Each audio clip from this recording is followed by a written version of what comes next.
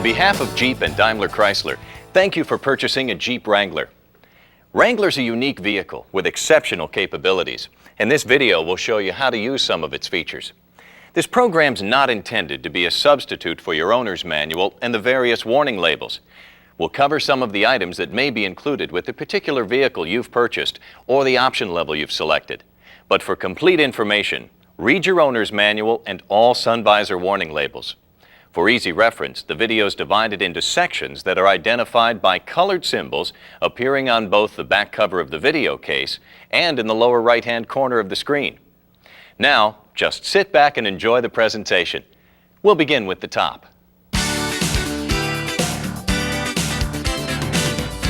When it comes to the top, Wrangler's offered in 4 different versions: a soft top with half doors, a soft top with full doors and roll-up windows, a hard top with full doors and roll-up windows, and the popular dual top, which has full doors and both soft and hard tops.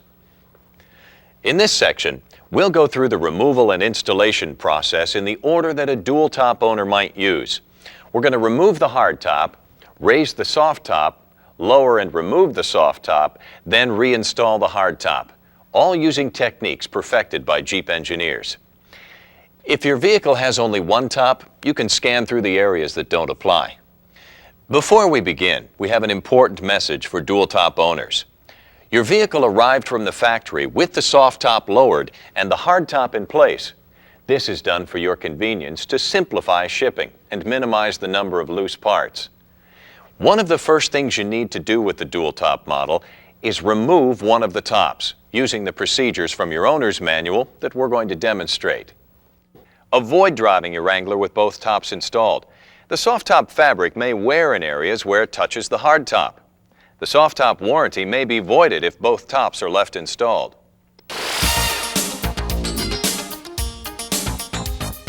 If you have a dual top and you're getting ready to remove the hard top for the first time, begin by identifying all the parts that you'll need to assemble the soft top.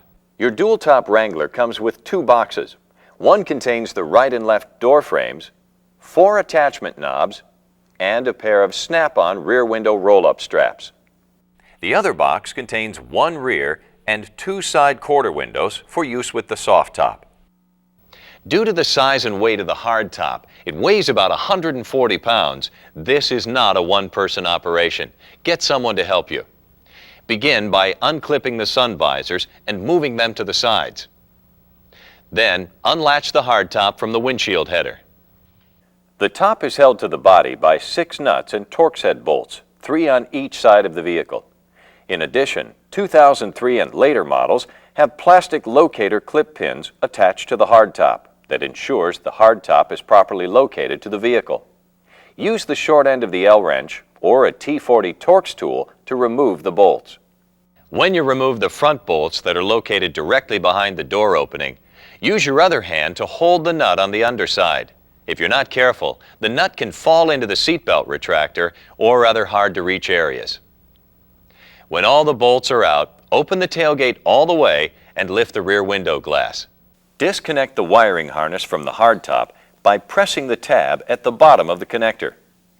Then disconnect the rear washer hose and install the tethered cap. Finally, open both doors, and with the help of another person, carefully lift the top from the rear of the vehicle until the hard top locators are out of the holes in the body. Pull the hard top slightly rearward until the locator pins are resting on the body. Move carefully so that you don't break the rear window glass, and make sure you have an area ready to set it down in. Check directly behind the door openings on each side to make sure that the black rubber gasket is in place. The gasket is important for water sealing. When it's not on the vehicle, the hard top should be stored in its normal horizontal position, as seen here. Never store the hard top upside down or vertically.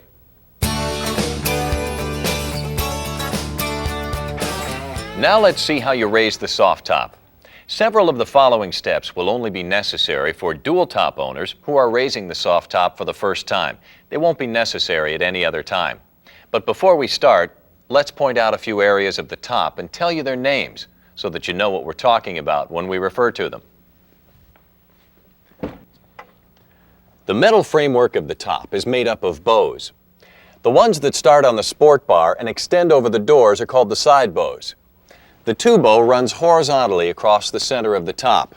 During normal use, the two bows wrapped inside a Velcro fabric flap. The three bow starts at the sport bar and extends to the highest rear corner of the top. The front edge of the top, where it meets the windshield, is called the header. So moving from front to rear, you have the header, the side bows, the two bow, and the three bow. There are some other terms you'll learn as we go along. You begin the process of installing the soft top by installing the door frames. Insert the door frame rear pin into the hole in the black rubber gasket just behind the door opening. Starting at the front end, clip the frame to the side bar and then slide the door frame forward so the front pin moves into the hole. Then screw the door frame attachment knobs into place. If this is your first time on a dual-top vehicle, you'll need to unsnap and remove the black boot cover.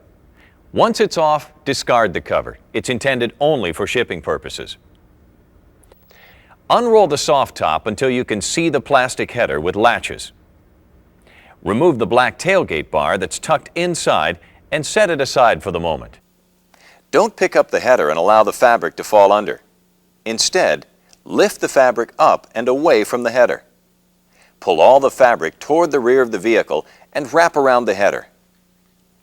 Pull the fabric around the ends of the header so that the fabric has a tight, smooth appearance. Working from the rear, with the tailgate open, carefully raise the top's header. When the two bow rises, lift it upward and over the sport bar. And do the same with the three bow. Move to the side and guide the metal bows over the sport bar if necessary. Pull the side bow forward and down until the top's header reaches the windshield. It should never require much effort to make the top reach the windshield. If the top ever stops prematurely and won't move forward, don't force it. You could damage the top. Instead, look underneath at the check straps that run along the sides of the top. They can occasionally get tangled around the bows. Untangle the check strap and the top should easily fold forward. Unclip the sun visors and swing them out of the way. Then flip the top latch hooks down from the handles and engage them into the windshield slot. But don't close the latches yet. If you close the latches too soon, the top will become so taut that it'll make many of the remaining steps difficult or even impossible. That's why locking the latches will be the very last step. Next, grasp the drip rail retainers and untuck them from the door frame. But if this is the first time you've raised the soft top on a dual-top vehicle, the soft top fabric should cover the header completely from one side to the other.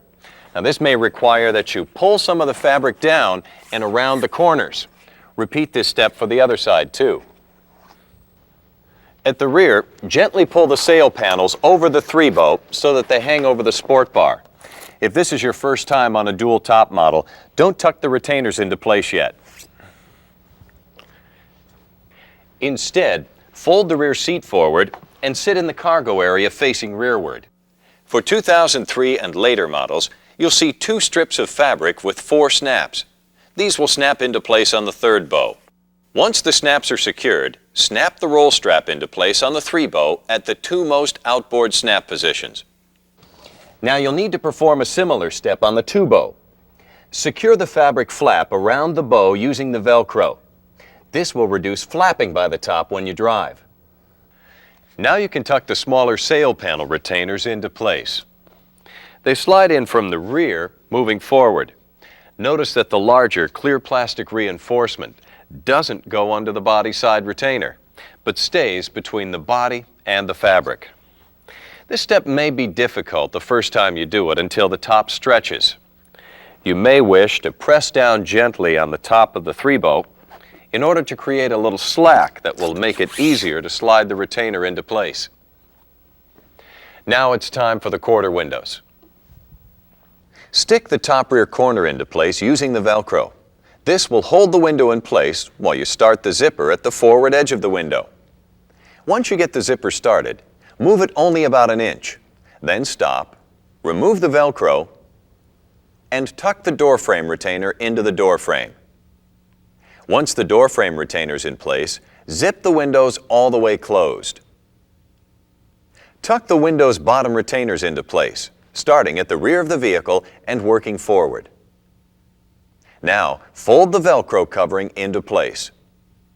If this is your first time on a dual-top vehicle, locate the black retainer bar that you set aside earlier. Remove and discard the protective end caps. Lay the rear window on a clean, dry surface with the inside surface facing up and the bottom toward you. Slide the retainer bar over the receiver at the bottom inside with the bulky seal facing away from you. Set the rear window inside the top. Partially untuck the driver's side sail panel retainer. Now zip the rear window into place. Grasp the window at the zipper and tug it downward to help you get it started. Raise both zippers a few inches. Then leave the first zipper at the left side while you zip the window closed. Leave several inches unzipped at both ends. Tuck the ends of the retainer bar into the clips at each side of the tailgate opening. Then tuck the window's plastic retainers into place under the body side retainer on both sides of the window. Finish zipping the window closed and retuck the sail panel retainer on the driver's side. Over the doors, tuck the drip rail retainers into the rail slot. It's easier if you start with the front retainer.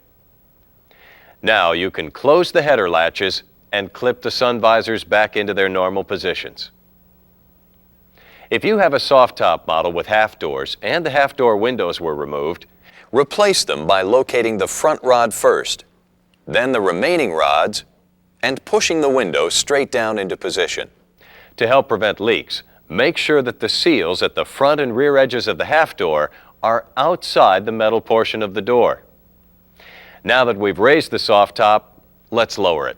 You'll see that there are a few important things to keep in mind.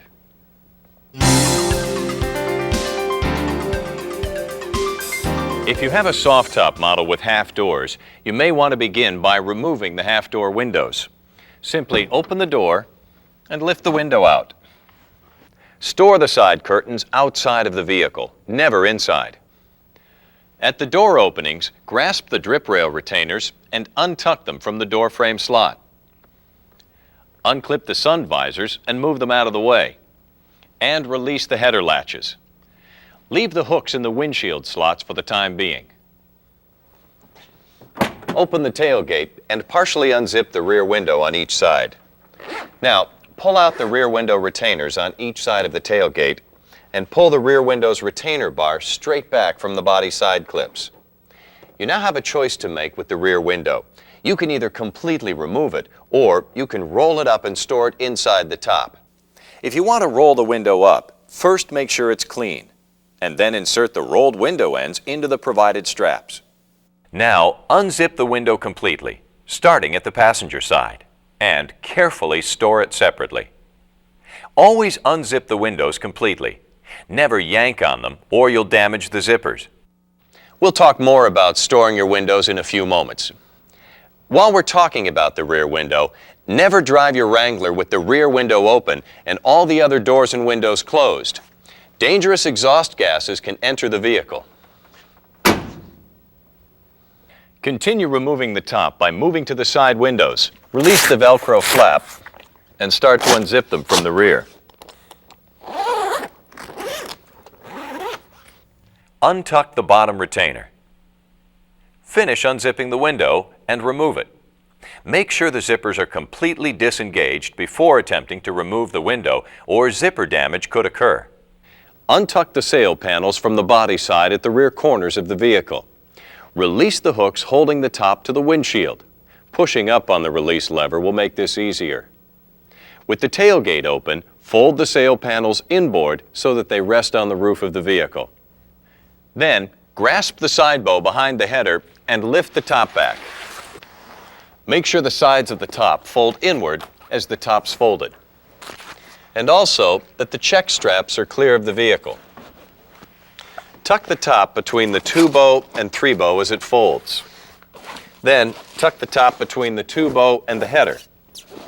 As you bring the header down, check the drip rail retainers. If you're not careful, they can rub on the top and cause wear. The drip rail retainers should fold at the point in between them so that they form a V shape, and their ends are not pressing against the fabric. Finally, tuck the check straps in so that they don't hang outside the vehicle and flap in the wind. Now you're done lowering the top, but you may want to remove the door frames as well. Simply unscrew and remove the attachment knobs. Then place one hand on the top and one at the rearward corner and pull the rear end towards you. Store the door rails outside the vehicle, never inside. Store the windows in your home or garage. To help protect the windows from scratches, you might want to invest in a specially designed window storage bag from Mopar Accessories, with a soft lining in each of its 5 compartments. Store the bag outside the vehicle, never inside. We'll tell you a bit more about Mopar Accessories at the end of this presentation. If you're going to install the hardtop, you must not only lower the soft top, you need to remove it from the vehicle.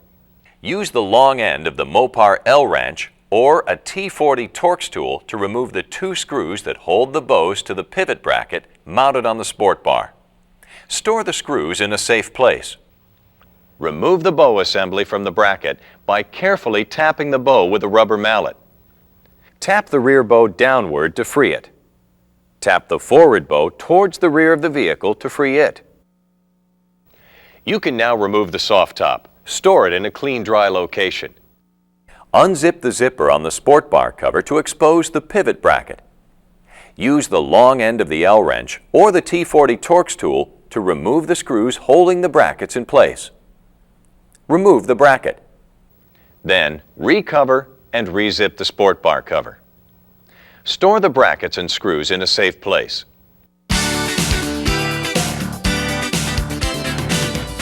To install the hardtop, you simply reverse the procedure for removing it.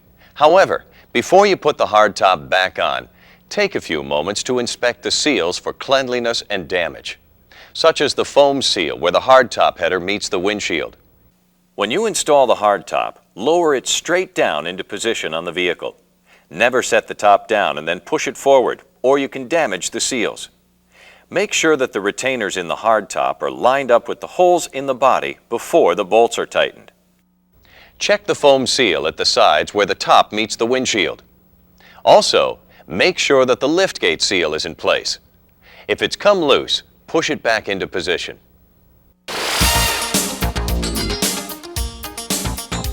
For certain off-road situations, you might want to remove the sidebars and lower the windshield. Because you lose protection when these structural elements are removed, Jeep engineers caution that you drive no faster than 10 miles per hour, preferably in 4-wheel drive low range. You should also wear eye protection, and remember, use your seat belts. To remove the sidebars, remove the 2 Torx head screws that hold each sidebar to the windshield frame. Unzip the padding to expose the screws where the sidebar meets the sport bar, and you'll see several screws. Do not move the Torx screw that goes into the sidebar. This screw sets the angle of the windshield, and if you move it, you create the potential for leaks. The 2 Torx screws that you do want to remove are the ones that hold the mounting bracket to the sport bar. They're found on either side of the sidebar. After you remove the screws, remove the sidebar from the vehicle and replace the bolts for safekeeping. Secure the sidebars to the floor of the vehicle using 2 of the 3 cinch straps found in your door pocket. Attach them to the footman loops in the floor behind the rear seat. Pull the wiper blade away from the windshield to the locked position. Use a small flat-edge tool, such as a screwdriver, to release the retaining clip on each windshield wiper. Lift the wipers off and store them in the center console, or secure them inside the vehicle. If your vehicle is equipped with a temperature compass inside rear view mirror, the electrical harness must be disconnected before you lower the windshield. To access the electrical connection, remove the instrument panel top cover by pulling up gently. You should also remove the mirror from the windshield to prevent damage. Remove the round-headed Torx screw on each side of the base of the windshield. Lower the windshield gently until it reaches the rubber bumpers on the hood. Then, use the remaining cinch strap to secure the windshield in place. Pass the strap through the footman loops on the hood and in the center of the windshield frame. Putting the windshield back up again is basically the reverse of this procedure. Be sure to check the foam seal near the hinge. If it was lost or damaged, it must be replaced in order to avoid water leakage. Jeep engineers have designed Wrangler's optional side steps to be removed quickly and easily. We recommend that you remove the side steps before doing any severe off-road driving, since they can be damaged or broken when hit by large rocks, trees, or other obstacles. Now, to remove the side steps, remove the 2 bolts that attach each leg of the step to your Wrangler. Then lift the side step up and out of the front and rear hook slots in the frame of the vehicle. To reinstall the side steps, simply install the hooks of the attachment arm into the slots in the vehicle's frame. Then, insert and tighten the bolts.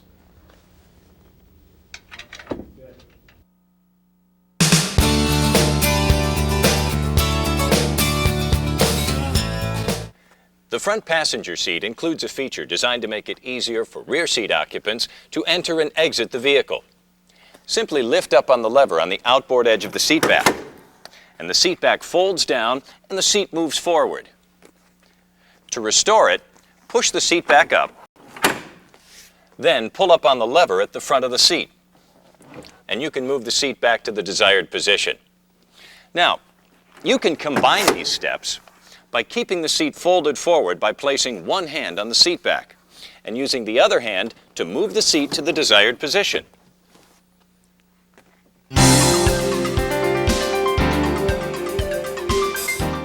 Wrangler's rear seat can be folded or even removed to maximize cargo area. Start by sliding the seat belts through the cushions into the cargo area. To remove the rear seat, simply pull up on the release lever on the seat back and the seat will fold down. Now, the seat's designed to tumble forward when folded, so the seat will naturally tumble. Then reach down and squeeze the lower release bar to the crossbar and pull the seat towards the back of the vehicle. The seat will release from the bracket on the floor pan. Now you can remove the seat from the vehicle. Use caution if the soft top is lowered when you fold the seat up or down. If it catches on the top, the exposed metal seat structure can rip the top's fabric. If you're going to leave the seat in the vehicle, secure it in the up position by sliding the provided strap around the sport bar and then hooking the strap end onto the seat mechanism. When reinstalling the rear seat, you need to follow these simple steps. First, you need to position the seat in the vehicle so that the latch hooks on the bottom of the seat are located directly behind the brackets on the floor. Slide the seat directly forward over the seat bracket until the latch hook grabs the bracket. Then tilt the seat forward to fully lock it, and then push the seat to the down position, and return the seat back to the up position.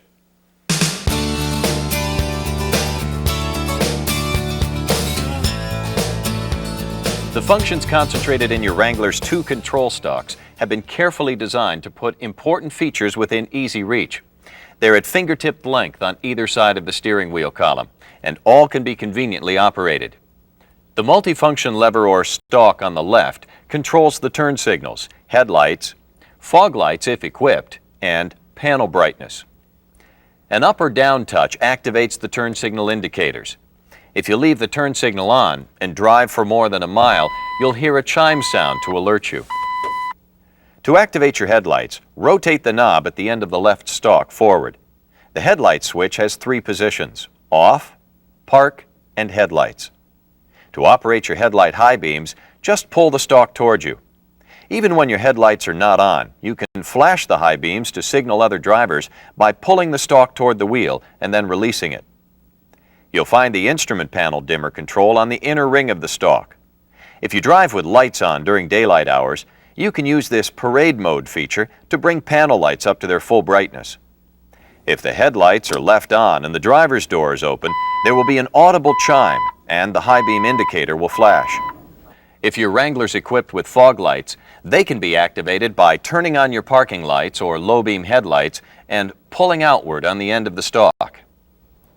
You'll also see this light in the instrument cluster which tells you your fog lights are operating. The horn is located in the center of the steering wheel. There's no fumbling for buttons, just push anywhere on the perimeter or pad face. You'll find a windshield wiper and washer command switch on the control lever to the right of the steering wheel column. Turn on the wipers by raising the lever. There are 4 positions: off, intermittent, low, and high. To use the windshield washer feature, pull the stalk towards you. Pulling down and releasing the right control lever starts the convenient mist wipe for a single wiping action. To keep your wipers in top operating order and avoid possible damage to the wiper assembly, remember to remove any snow and ice buildup that might prevent the blades from returning to the off position. Your hazard flasher switch is located on top of the steering column. To turn the flashers on, depress and release the flasher switch. To turn them off, depress and release the flasher switch again. There's a new feature on your Wrangler. The odometer will light up on the cluster when the driver's door is open, with or without the key in the ignition. It's become very popular these days to make your own compact discs, either with special stereo equipment or with a computer and CD-ROM writer. Unfortunately, due to format variations and other issues, Daimler-Chrysler cannot guarantee that a homemade CD will play in Wrangler's available CD system. If you ever have problems playing a CD, please double-check that it's a commercially produced disc that was purchased at retail before you return to the dealership for service.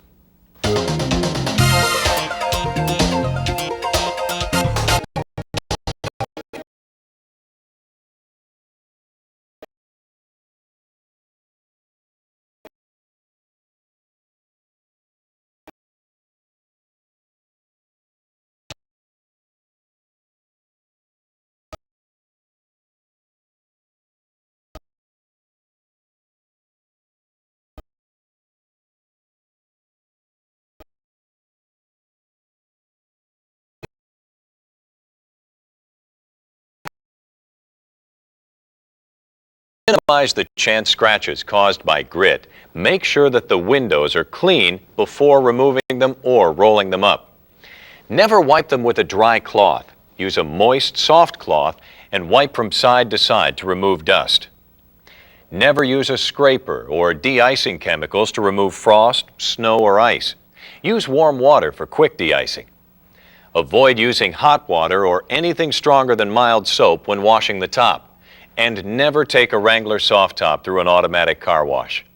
If your Wrangler's equipped with the optional tinted windows, follow the same maintenance tips we've just described. The soft top zippers are quite durable when properly used and cared for. Always unzip the window completely before removing it.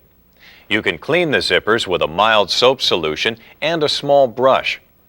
You can make the zippers easier to use by cleaning and lubricating them with Mopar Soft Top Zipper Cleaner and Lubricant, which is available from your dealer.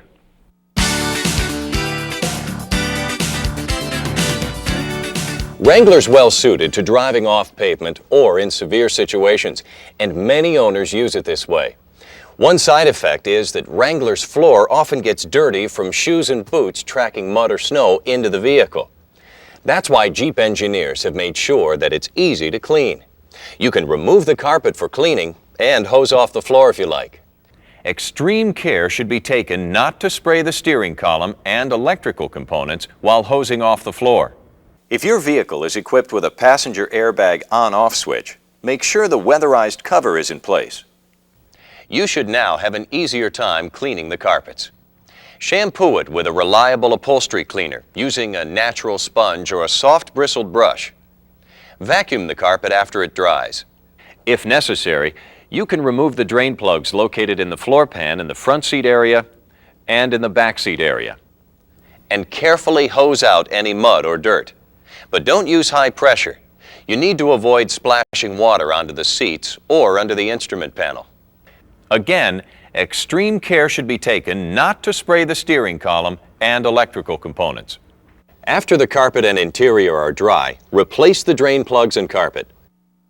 Never drive your Wrangler with the carpet removed. It's designed to insulate you and your passengers from the heat of the floor pan.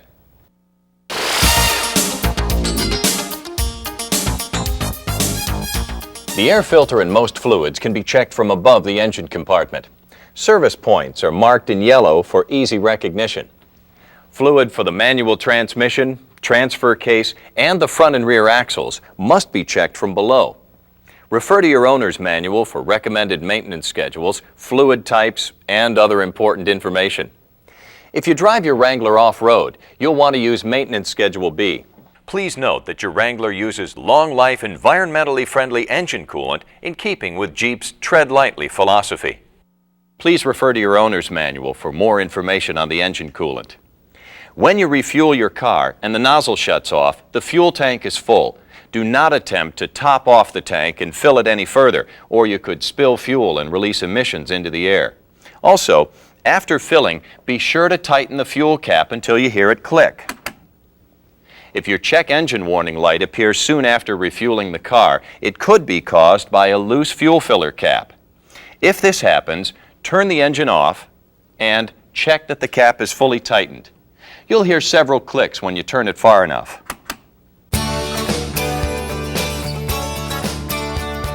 Wrangler's accessory fuse panel is located behind the glove box.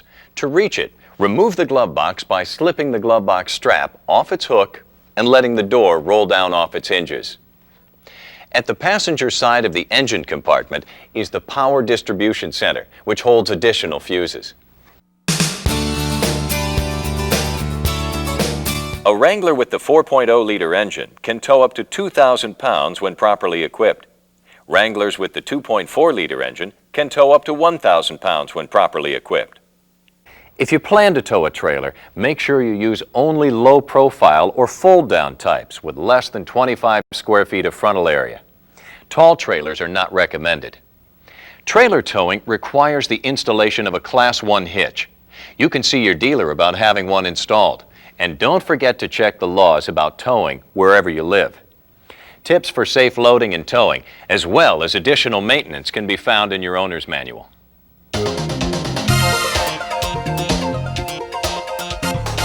Many owners like to tow their Wrangler behind a larger vehicle, such as a motorhome. If you plan to do this, it's important that you follow the correct procedure to prevent damage to the powertrain components. If it's in four-wheel drive, shift the transfer case into two-wheel drive high, and make sure that the four-wheel drive light is out.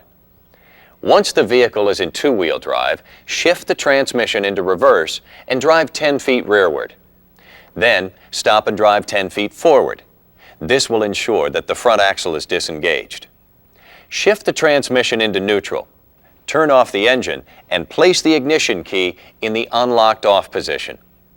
Shift the transfer case from two-wheel drive high into neutral. If you have a manual transmission, put it into gear. If you have an automatic, put it into park. This precaution will prevent damage to the transmission while the Wrangler's being towed. You can do this while towing because the transfer case will be in neutral. Apply the parking brake. Now attach the Wrangler to the tow vehicle with a tow bar. Make sure to use a tow bar that bolts onto the front bumper or frame and not one that simply clamps on. Once the vehicles are attached, release the Wrangler's parking brake, and you're ready to go. But again, be sure that you've checked the laws before towing your Wrangler.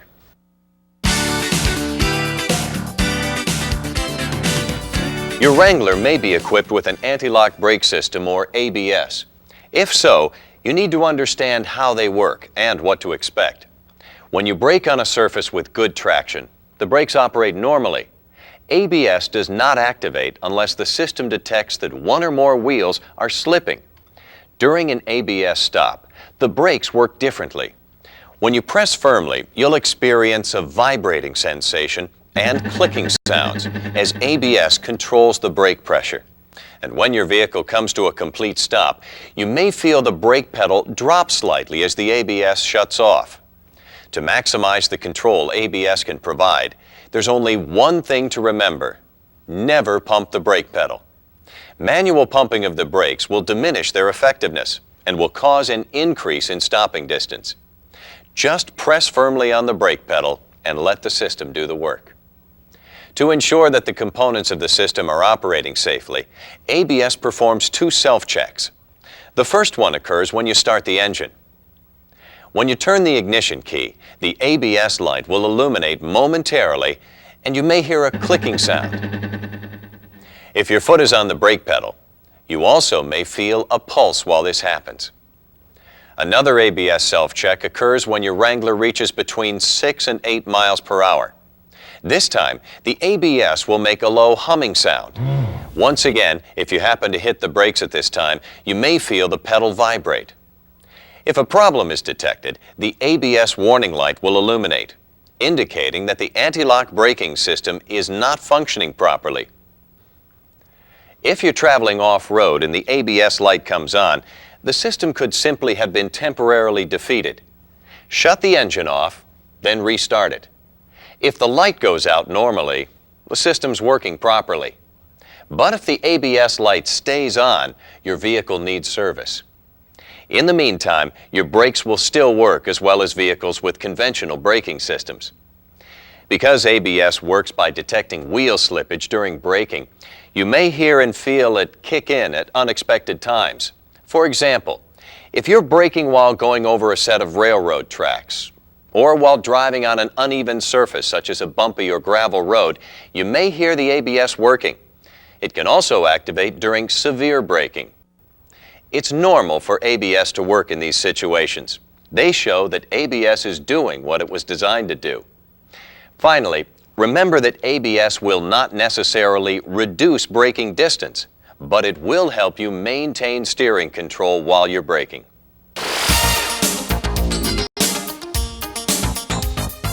When shifting into reverse, there are two things you should keep in mind. First, whenever you shift from neutral into reverse, such as when you back out of a parking space, for example, you can prevent gear clash by letting the gears spin down. Simply depress the clutch pedal and wait for about 3 seconds before you shift into reverse. Also, it may occasionally seem that you can't shift the vehicle into reverse. Don't worry, the transmission is not broken. It's just that the gear teeth, instead of meshing like they're supposed to, are lining up with each other. If this ever happens to you, do this. Depress the clutch pedal, place the transmission into neutral, and release the clutch. Depress the clutch pedal again, and wait 3 seconds for the gears to spin down before you again try shifting into reverse. If this still doesn't work, repeat the procedure.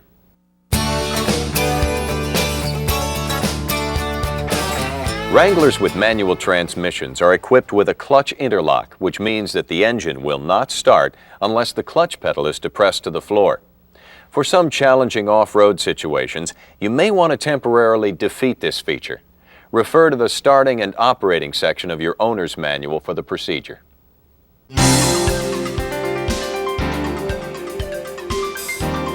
Now we'd like to show you how your Command Track four-wheel drive system operates and instruct you in some basic driving techniques. Some of these techniques also appear in greater detail in your owner's manual. Command Track allows you to choose between two-wheel drive for normal operation and part-time four-wheel drive for better traction on slippery surfaces such as snow, ice, or mud. Command Track allows you to shift on the fly into four-wheel drive high while traveling at any legal speed. But if you want to shift into or out of four-wheel drive low, which provides maximum traction in severe conditions, you'll need to virtually stop the vehicle.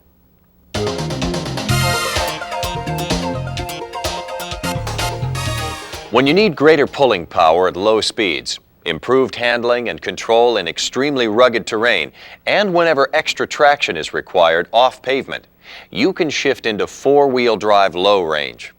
4 low provides maximum four-wheel drive traction. To shift into 4 low, slow the vehicle down to 2 or 3 miles per hour.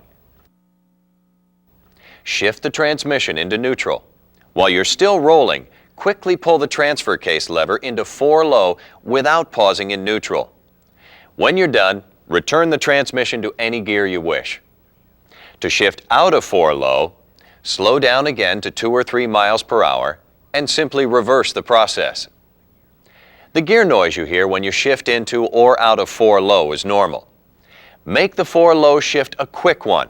If you shift slowly, you won't like the sound it produces. Remember, 4-low should only be used at low speeds and in slippery or very rugged terrain. There are two important things to keep in mind when driving off pavement. First, tread lightly on the environment and respect local land use restrictions. And second, always remember to buckle up and drive sensibly, because even when you're out seeking fun and adventure, safety must always come first.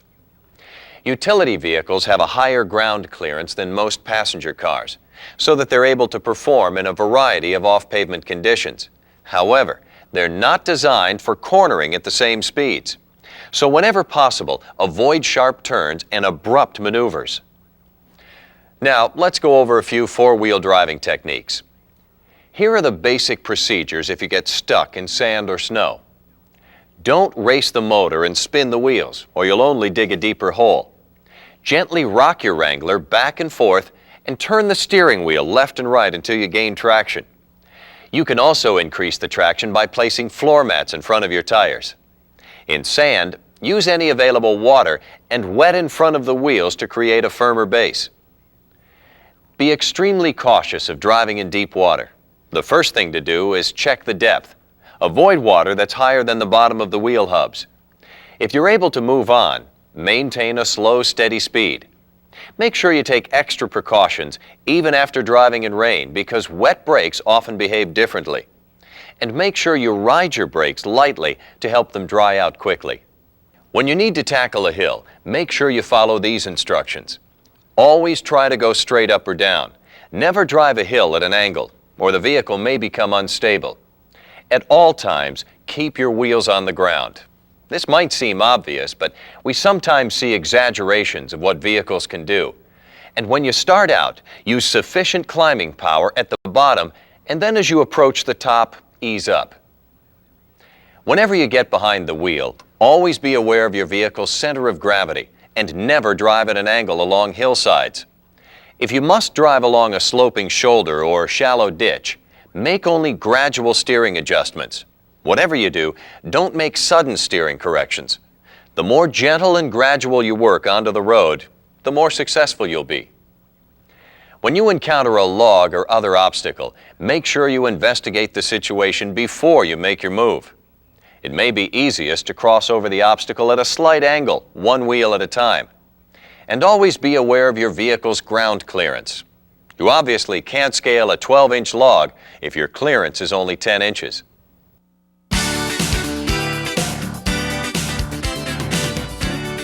After driving off-road, you should completely inspect the vehicle's underbody for damage. This includes the tires, body structure, steering, suspension, exhaust system, and fasteners.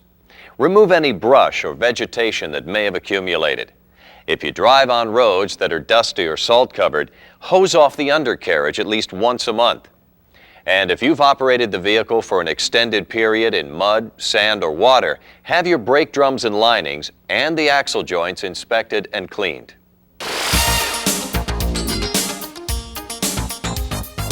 Jeep vehicles are as tough as they come. There's just so much they can do, so many breathtaking places they can go. That's why Jeep Jamborees were born, events where owners discover all of the off-highway excitement their vehicles have to offer. Jamborees are held at various sites over 3-day weekends from February to October. Under the guidance of experts, Jeep Jamboree participants learn how to traverse terrain they previously thought impassable. And Jeep owners have responded enthusiastically since the very first Jeep Jamboree was held on the Rubicon Trail in California back in 1953. In fact, they're so popular today, Jamborees are now held throughout the U.S. and around the world. One of Jeep Jamboree's biggest selling points is the beautiful scenery that surrounds you no matter which event you choose. And Jeep Jamborees are always designed to have minimal impact on the surrounding environment in order to preserve that beauty. Some include activities such as fishing and hiking.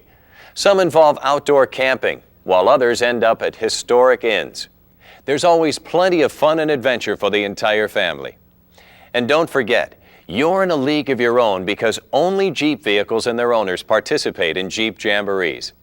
For complete information and a list of this year's Jamboree locations, make sure you receive a current Jeep Jamboree USA guidebook from your dealer or call 1-800-925-JEEP.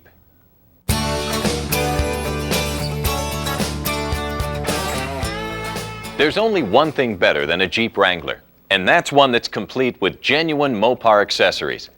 Mopar accessories are not only designed and tested to meet the highest standards, they're made exclusively for your vehicle, and they're protected by one of the strongest warranties in the industry.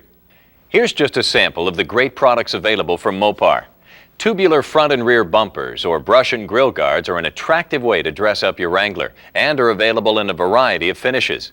A tubular light bar and off-road lights allow you to stay out longer at night, while a winch can pull you or a friend out of a sticky situation.